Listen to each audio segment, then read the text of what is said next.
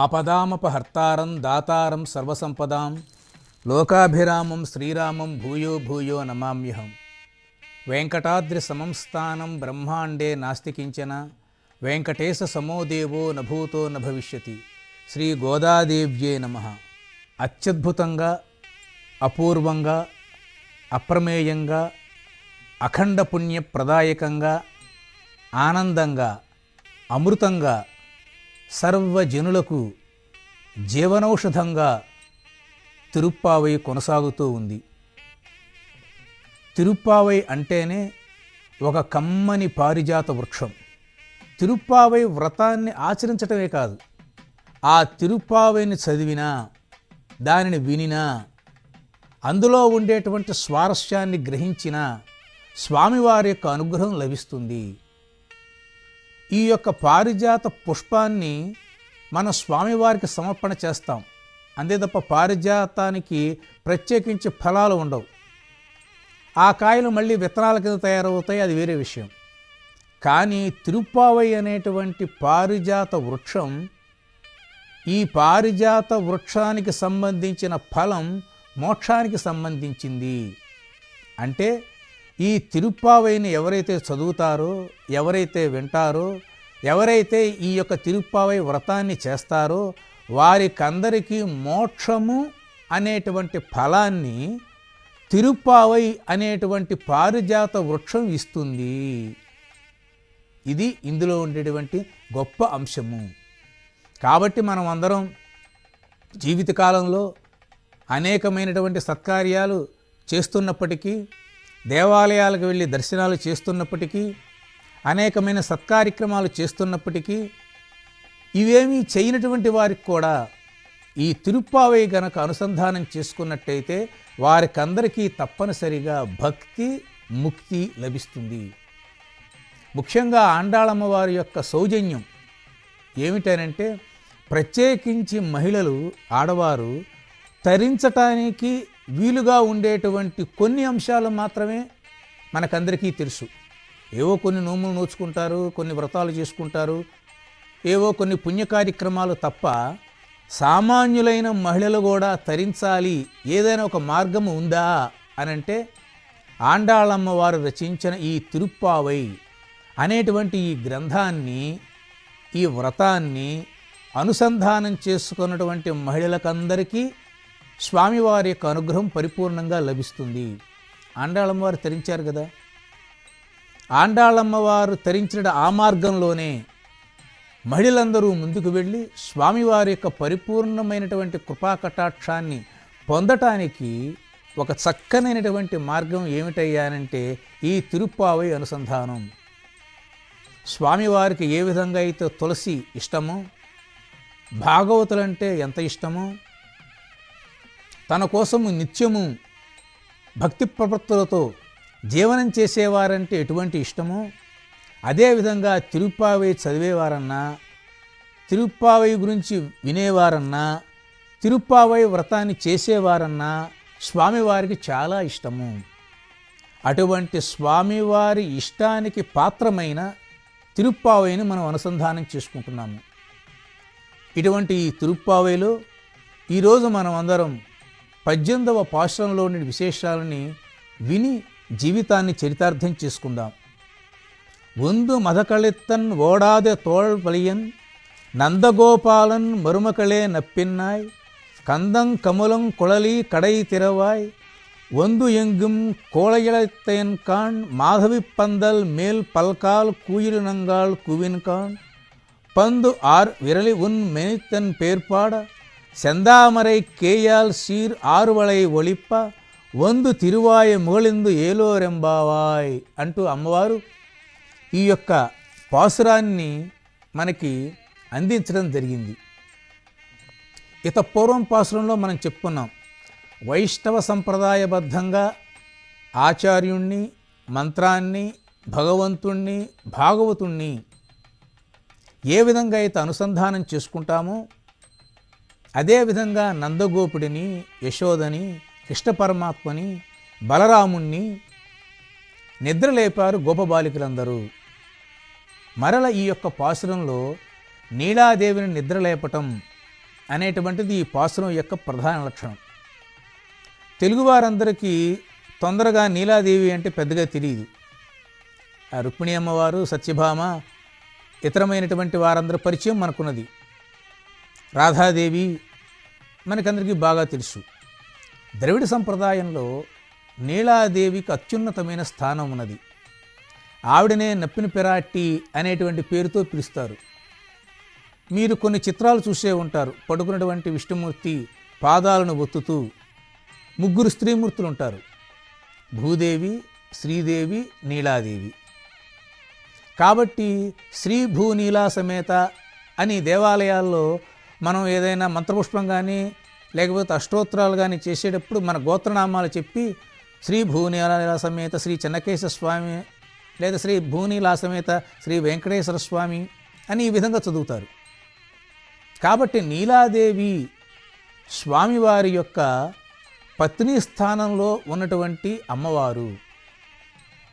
అటువంటి అమ్మవారిని ప్రార్థించి ఆవిడని నిద్రలేపి ఆవిడ ద్వారా శ్రీకృష్ణ పరమాత్మని నిద్రలేపి వ్రతానికి అవసరమయ్యేటువంటి ఉపకరణాలు పొందాలి అని గోపికలందరూ భావించారు. ఆ భావించే ముందర ఏమిటి అనంటే ఈ నీలాదేవి ఎవరు అనంటే ముందు మద కళత్తన్ ఓడాది తోళ్ వళియన్ నందగోపాలన్ మురుమగళే నప్పిన్నాయ్. నందగోపుడు యొక్క కోడలు ఎవరు? ఈ నీలాదేవి. కృష్ణ పరమాత్మ నందుడు కుమారైనప్పుడు ఆ యొక్క కృష్ణ పరమాత్మ యొక్క భార్య అయినటువంటి నీలాదేవి నందుడికి కోడలవుతుంది కదా. ఈ నందుడు ఎటువంటి వాడు అనంటే ఉందు మద కళిత్తన్ ఓడాదే తోళ్ళు వలయన్. స్రవించేటువంటి అంటే మదజలం స్రవించేటువంటి ఏనుగులకు ఎంత బలం ఉందో అంత బలం ఉందంట ఈ నందగోపుడికి. అంతేకాకుండా ఏనాడు తన యొక్క భుజబలంతో ఓటమి అనేటువంటిది ఆయనకి తెలియదంట నందగోపుడికి. అటువంటి పరాక్రమవంతుడు. నందుడి గురించి మనం ఇప్పుడు దాకా ఏం తెలుసుకున్నామంటే ఆయన ఏదో దానాలు ఇస్తాడు, మంచివాడు, ప్రభువు, గోవులన్నింటినీ సంరక్షిస్తున్నాడు అని మనకు తెలుసు. కానీ ఇంత భుజబల పరాక్రమం కలిగినవాడు అనే విషయం మనకి తెలియదు. ఆండాళమ్మవారు చెప్తుంది, మదించిన ఏనుగుల యొక్క బలం ఎటువంటిది, అటువంటి బలం కలిగినవాడు నందుడు. ఆ మదించే జలం అంటే ఒకటి గుర్తుకొస్తుంది. తిక్కన మహాభారతంలో ఒక మాట అంటారు, యవ్వాని వాకట నిభమద పంకంబు రాజభూషణ రజోరాజు నడగు. ఆ ధర్మరాజు ఇంటి ముంగిటంట మదజలాన్ని స్రవించేటువంటి ఏనుగులు కట్టివేసి ఉన్నాయంట. ఆ ఏనుగుల యొక్క మదజలం కారటం వల్ల కింద భూమి అంతా బురద అయిపోయిందంట. ఈ బురద పోవాలంటే ఏం చేయాలి? సహజంగా మనమంతా ఏ ఇసుకో లేకపోతే ఏదో డస్ట్ అదంతా వేస్తాం బురద పోవాలంటే. కానీ అది ధర్మరాజు యొక్క గృహం. బురదైంది మామూలు నీళ్లతో కాదు, ఏనుగుల యొక్క మదజలంతో బురదైంది. అది పోవాలంటే ఎట్లాగా అంటే ఆ ధర్మరాజు ఇంట్లోకి వచ్చేవాళ్ళు పోయేవాళ్ళు రాజులు తిరుగుతూ ఉన్నారట. ఆ రాజులు ధరించినటువంటి ఆభరణాలు ఏవైతే ఉన్నాయో ఆ రాజుల ఆభరణాలు పరస్పరం ఒరుసుకుని బంగారు పొడి రాలుతుందంట. ఆ బంగారు పొడి ఎటువంటిదంటే ఇసుకలాగా ఉంది. కాబట్టి యవ్వాని వాకిట నిభమద పంకంబు రాజభూషణ రజోరాజినడుగు. ఆ బురదంతా ఈ బంగారు ప్రజని కిందపడి ఆ బురదంతా అణిగిపోయింది అంటాడు తిక్కన మహాకవి మహాభారతంలో. ఆ విధంగా ఈయన ఎంత గోవుల్ని ఎంత కాపాడుతూ ఉన్నప్పటికీ ఆ గోవులను కాపాడే వెనక ఉండేటువంటి మహత్తరమైన శక్తి ఏమిటంటే ఈయన భుజబలము. భాగవతంలో నందుడు అత్యున్నతమైన ఉత్కృష్టమైనటువంటి విజయయాత్రలు చేసినట్టుగా మనకి అభివర్ణన లేదు. పేరుకి నందుడు గొప్పవాడైనప్పటికీ దుష్ట సంహారం చేసిందంతా కృష్ణ పరమాత్మే. అయినప్పటికీ కృష్ణ పరమాత్మని చక్కగా అల్లారు ముద్దుగా కాపాడుకుంటూ వస్తున్నటువంటి నందుడు కూడా మహోన్నతమైనటువంటి పరాక్రమవంతుడు సుమా అని అమ్మవారు మనకు చెప్తుంది. అటువంటి మహోన్నత పరాక్రమవంతుడైనటువంటి నందగోపుని యొక్క కోడలా ఓ నీలాదేవి అని సంబోధిస్తుంది. ఎంత చమత్కారమో చూడండి. పెళ్ళైన తర్వాత ఆడవాళ్ళు మామగారి యొక్క కోడలుగా సంబోధించడం అనేటువంటిది ఒక మర్యాద. రామాయణంలో కూడా నేను దశరథ మహారాజు యొక్క కోడలని, అని సీతాదేవి చెప్పుకుంటుంది. అదొక మర్యాద అన్నమాట. అటువంటి మామగారి యొక్క సౌభాగ్యం ఏదైతే ఉందో ఆ సౌభాగ్యాన్ని తెలియచేసే విషయంలో కోడలదే ప్రధాన పాత్ర. కాబట్టి నందగోపుని యొక్క కోడలైనటువంటి ఓ నీలాదేవి అని గోపవనితలందరూ మాట్లాడుతున్నారంటే అందులో ఉండేటువంటి ఆ గృహస్థ ధర్మం యొక్క లక్షణం మనం అర్థం చేసుకోవాలి. ఫలానా కృష్ణ పరమాత్మని యొక్క భార్య, ఫలానా సుబ్బారావు యొక్క భార్య అని పిలవటంలో గొప్పదనం మర్యాద లేదు. దశరథ మహారాజు యొక్క కోడల సీతాదేవి, నందగోపుని యొక్క కోడల సీతాదేవి, వసుదేవుని యొక్క కోడల రుక్మిణీదేవి అని పిలవటంలోనే స్వారస్యం ఉంది. ఏ వ్యక్తినైనా పిలిచేటప్పుడు కొన్ని విశేషణాలు వాడటం అనేటువంటి సంప్రదాయం. ఆండాళమ్మ వారి యొక్క తిరుప్పావే మనం గ్రహించినట్లయితే ఎక్కడా అతిశయోక్తులు ఉండవు. అంటే విపరీతంగా అభివర్ణించి లేనిది ఉన్నట్టుగా మనకి కనిపించవు. ఉన్నది ఉన్నట్టుగానే ఆమె రాస్తుంది.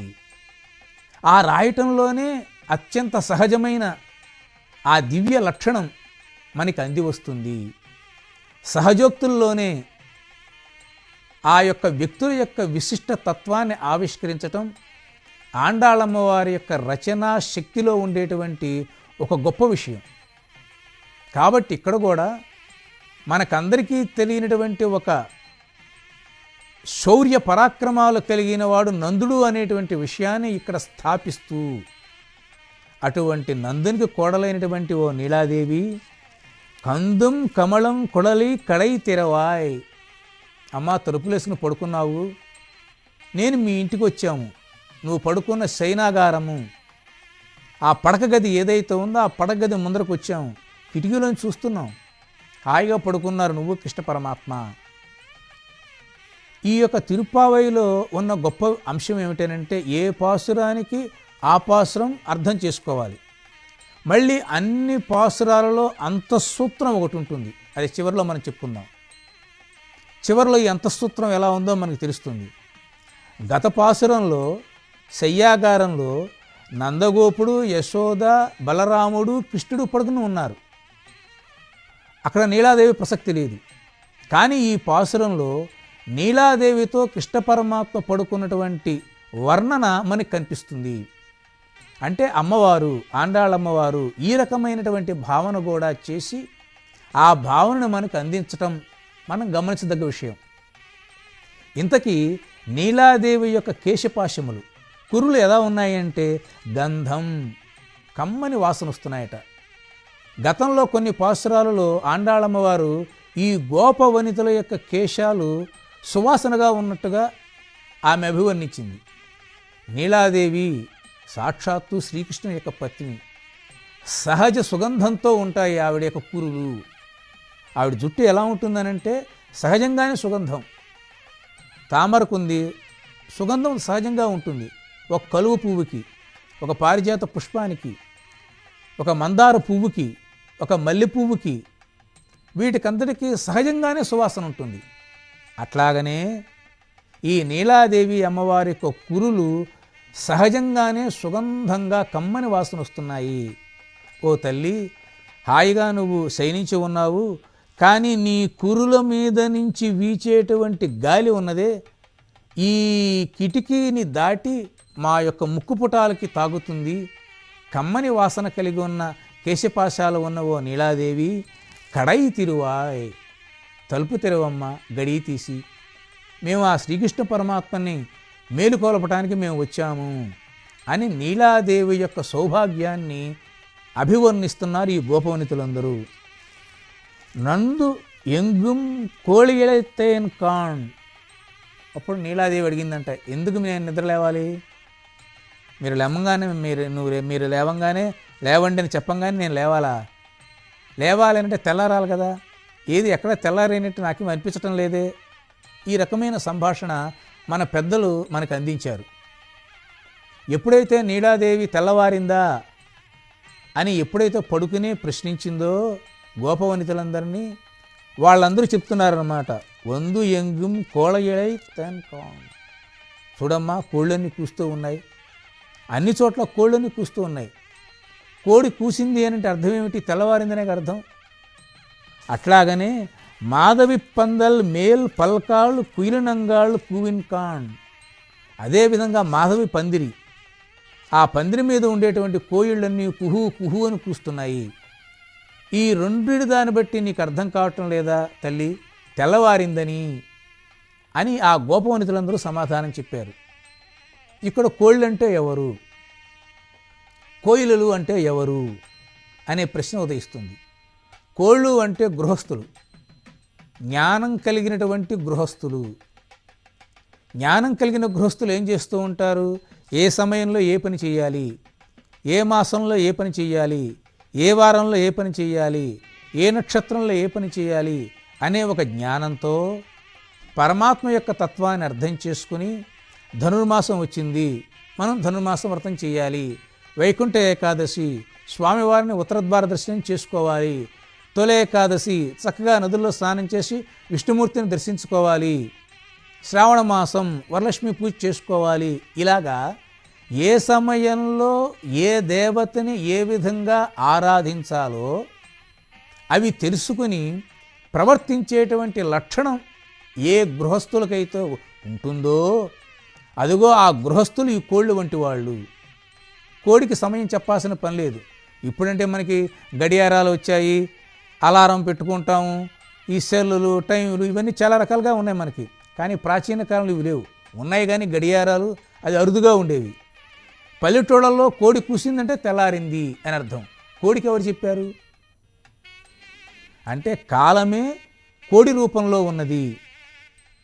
అటువంటి కాలాన్ని ఎరిగినటువంటి లక్షణం ఈ కోళ్ళు అనేటువంటి జాతికి మాత్రమే ఉన్నది.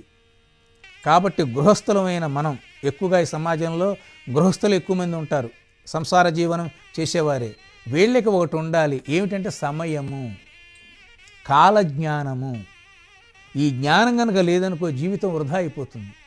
సమయం జ్ఞానం, సమయం తెలుసుకోవాలి, కాలం తెలుసుకోవాలి, ఏ కాలంలో ఏది చెయ్యాలో తెలుసుకోవాలి. అదుగో అటువంటి ఆధ్యాత్మిక జీవన ప్రబోధాన్ని, వైతాళిక గీతాన్ని చెప్పేటువంటివి కోళ్ళు. అమ్మా నీలాదేవి, నీకు సమస్తము తెలుసు, అయినా మా చేత చెప్పించాలని నీ భావన తప్ప నీకు తెలియదా తల్లి?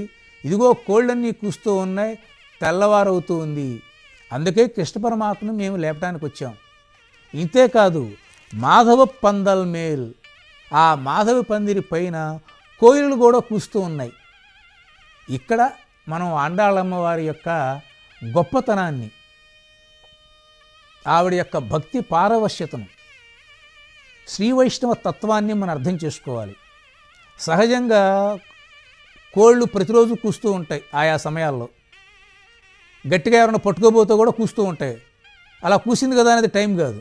ఎవరు పట్టుకోకుండానే, ఎవరు ఏ చేయకుండానే ఆయా కాలంలో కోడి కూస్తూ ఉంటాం మనకు తెలుసు.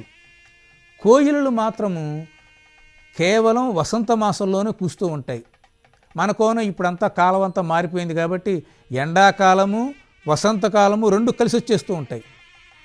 ఆ మామిడి చెట్ల యొక్క లేత చిగుళ్ళు తిని కమ్మగా కోయిలు కోయితూ ఉంటాం మనకందరికీ తెలుసు. కానీ ఇది జరుగుతుంది హేమంత ఋతువు, ధనుర్మాసం. మీరందరూ లోకజ్ఞానం ఉన్నవారందరే కదా, ఇక్కడున్న వారందరూ ప్రేక్షకులందరూ మీకందరికీ తెలిసే ఉంటుంది. ఈ మాసంలో కోయిలు కుయ్యవు, సమ్మర్ రావాలి, వేసవికాలం రావాలి, అప్పుడప్పుడు కోయిలు కూస్తాయి, అది వేరే విషయం. కానీ నిరంతరం ఆ కాలానికి తగిన విధంగా కూసేటువంటి కోయిళ్ళకి కావాలి వసంతమాసం.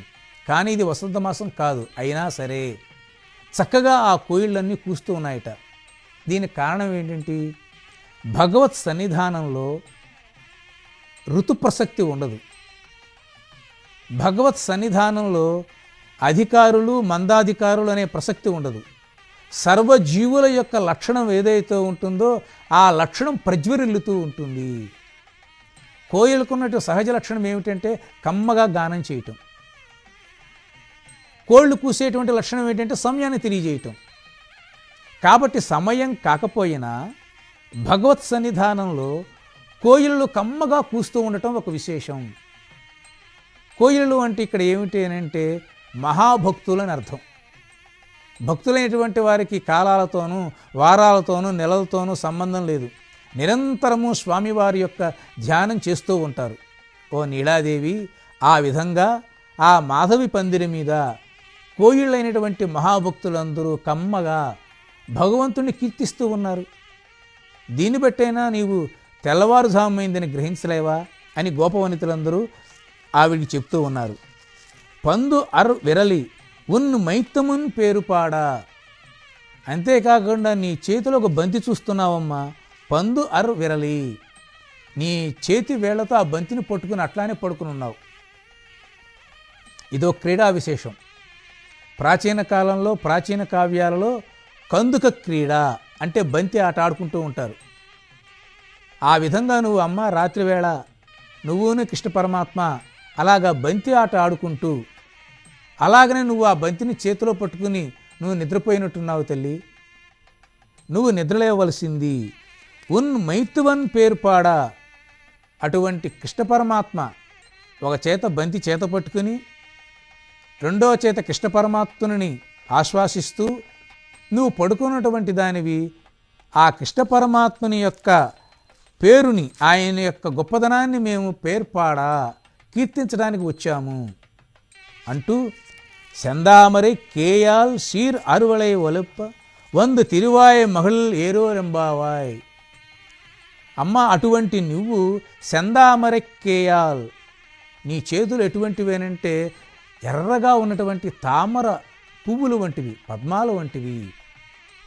అటువంటి ఎర్రని పద్మాల వంటి చేతులు కలిగిన నీవు సీర్ ఆరు వళై ఒళిప్ప, ఆ చేతికి వేసుకున్న గాజులు ఏవైతే ఉన్నాయో ఆ గాజుల చప్పుడుతో కూడుకున్న ఎర్రనైన పద్మాలతో కూడుకున్నటువంటి చేతులు ఏవైతే ఉన్నాయో వాటితో ఈ తలుపు తెరువు తల్లి అని అమ్మవారిని ప్రార్థిస్తున్నారు. చూడండి ఎంత గొప్ప వర్ణనం. అంటే ఏంటి, ఏదైనా ఒక శుభ కార్యక్రమం చేసేటప్పుడు శుభకరమైన వస్తువులు వర్ణించటం ఒక సంప్రదాయం.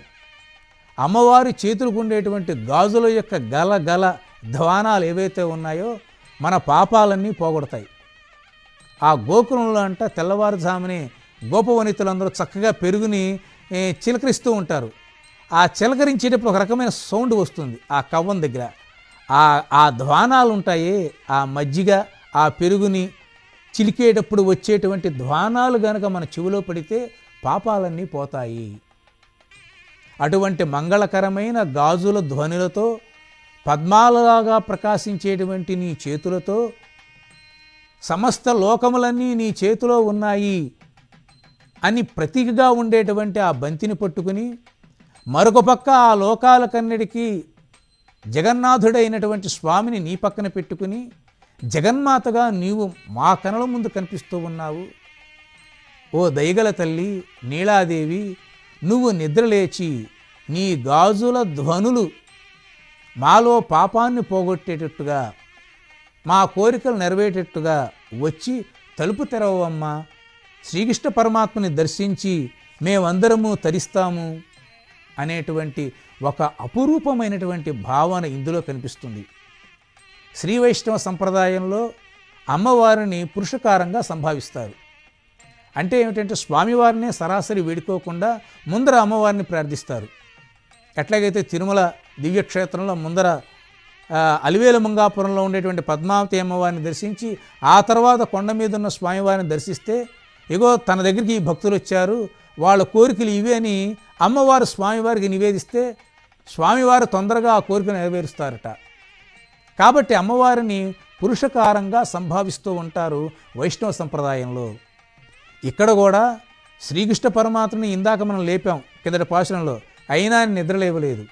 కాబట్టి ముందర అమ్మవారిని ప్రార్థించి అమ్మవారి యొక్క పాదాలను ఆశ్రయించి ఆమె ద్వారా కృష్ణ పరమాత్మ యొక్క అనుగ్రహం పొందుదాము అనేటువంటి భావనతో కూడుకున్న వైష్ణవ సంప్రదాయ పాసురము ఈ పాసురము. ఎంత అద్భుతమైనటువంటి కల్పన, ఎంత అద్భుతమైనటువంటి ఉదాత్తమైనటువంటి భావన, ఇటువంటి దివ్య తత్వాన్ని ఆవిష్కరించేటువంటి రసాద్రమైనటువంటి భావాలు కలిగిన ఈ తిరుప్పావై పాసురం కూడా ఆ అమ్మవారి యొక్క సహజ గంధంతో కూడుకున్న ఆ కురుల యొక్క వర్ణన, అమ్మవారి యొక్క చేతిలో ఉండేటువంటి బంతి లోకానికి ప్రతీక, జగన్నాథుడైనటువంటి స్వామివారు మరొక ప్రక్క, మంగళకరమైనటువంటి గాజుల ధ్వని, పద్మాలు పోలినటువంటి అమ్మవారి యొక్క చేతులు, సాక్షాత్తు నందుని యొక్క కోడలైనటువంటి నీలాదేవిని మనం కూడా తలుచుకుంటే సకల పాపాలన్నీ పోతాయి, సకల దోషాలన్నీ తొలగిపోతాయి. కాబట్టి అమ్మ తలుపు తెరిచి కృష్ణ పరమాత్మని సేవించేటువంటి భాగ్యాన్ని కలగచెయ్యి అని ఈ పాసురంలో గోపవనితులందరూ నీలాదేవిని ప్రార్థించడం జరిగింది. ఇటువంటి ప్రార్థన మనకందరికీ సకల శుభాలు కలగచెయ్యాలని చెప్పి సంభావన గావిస్తూ స్వోచ్ఛిష్ట మాలిక బంధగంధ బంధురజిష్ణవే విష్ణుచిత్త తనూజాయే గోదాయే నిత్యమంగళం. సర్వే జనా సుఖినో భవంతు.